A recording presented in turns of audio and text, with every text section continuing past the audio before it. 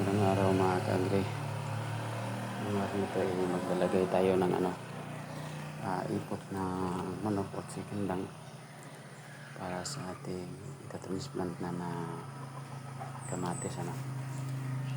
Ang sikindang hinahaluan natin ng rice hull. Upang itong rice hull ay ito yung ginagamit natin na magsilbing proteksyon laban sa bakterya galing sa ipot ng manok o chicken dung. Kung mapapansin nyo, napaka-dry at saka mayroon ding rice hull na hinahalo natin.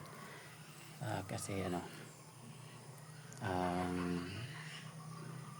chicken dung o ipot ng manok ay mayroon siyang tinatawag na E. coli at salmonella. Kaya piniproteksyonan natin gamit ang rice hull na ginagawa din natin anti-bacteria. Dahil mga ilang araw mo lang ngayon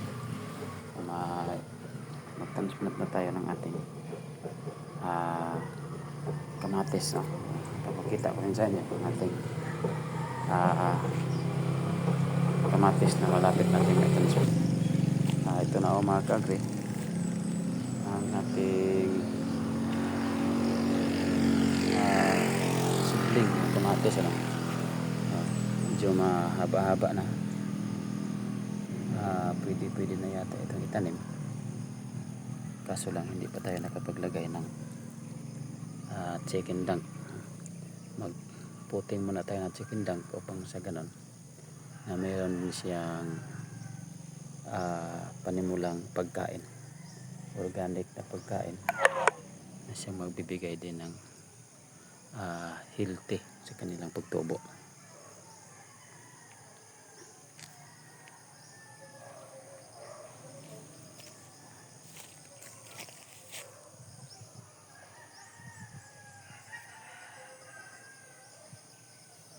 Ang pagtatanim natin ay doon sa kabila. Tingnan din natin kung ano ang natin. Ito na guys, ang ating lalagyan ng ating pagtaniman ng ating kamatis. Gagawa kami ng hole na siyang lalagyan natin ng chicken dung. Itong area na to pinagtaniman natin ng atsal, kaya hindi natin inaalis yung mga poste nila, at diretso natin papalitan. Kung makita nyo may mga butas na dito po natin ilalagay ang ating kamatis. Ito kita nyo.